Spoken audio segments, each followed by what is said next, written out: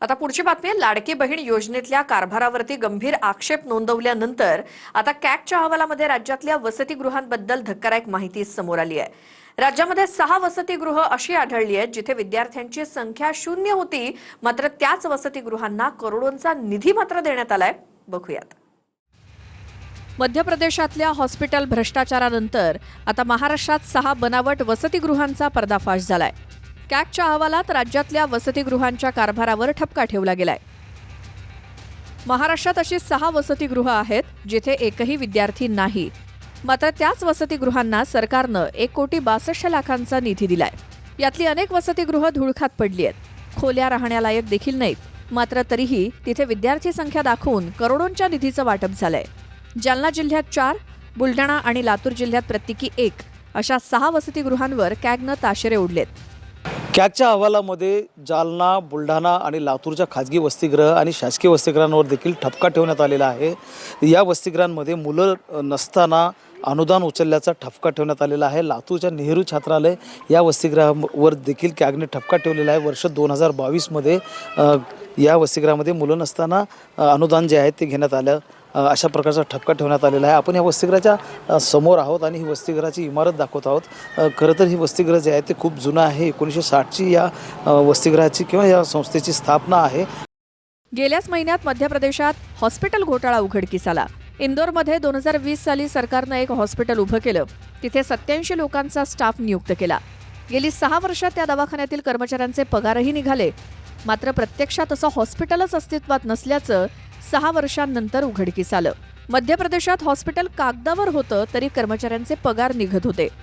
महाराष्ट्रात वसतिगृह आहेत पण विद्यार्थी कागदावर असल्याचं समोर आलंय। कॅगचा अहवाल हा 22-23 चा आहे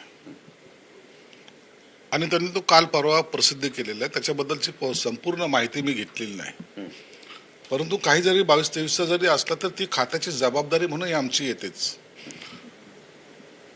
काल जेव्हा तो प्रसिद्ध झाला तर त्या तातडीनं मी प्रधान सचिवांना त्या संदर्भात चौकशी करायचे आदेश दिलेले आहेत आणि त्यात कोणी असू, मग कोणी तो भ्रष्टाचार केला, कसा केला, काय केला, या सगळ्यांवर कारवाई ही होईलच। कुणालाही त्यातून माफी नाहीये। वसतिगृहांच्या स्थितीबरोबरच लाडकी बहीण योजनेसाठी दिल्या जाणाऱ्या पैशांबद्दलही कॅगनं गंभीर प्रश्न उपस्थित केलेत। कॅगच्या रिपोर्टनुसार जवळपास 3,500 कोटींचा खर्च लाडकी बहीण योजनेत अतिरिक्त झाला। त्याचं कोणतंही उत्तर सरकार किंवा महिला बालविकास खात्याकडनं देण्यात आलेलं नाही।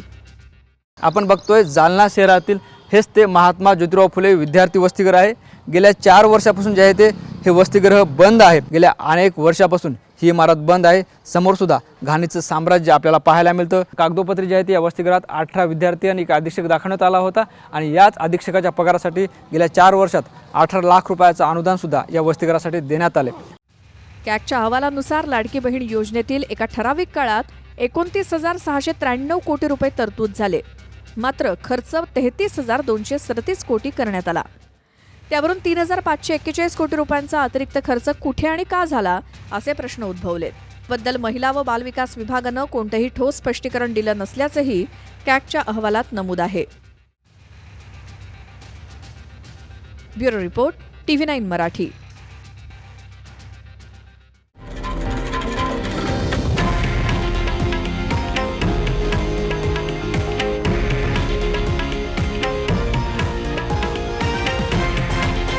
हे आहे देशातील नंबर 1 न्यूज नेटवर्क आणि आपण पाहत आहात TV9 मराठी, एकमेव।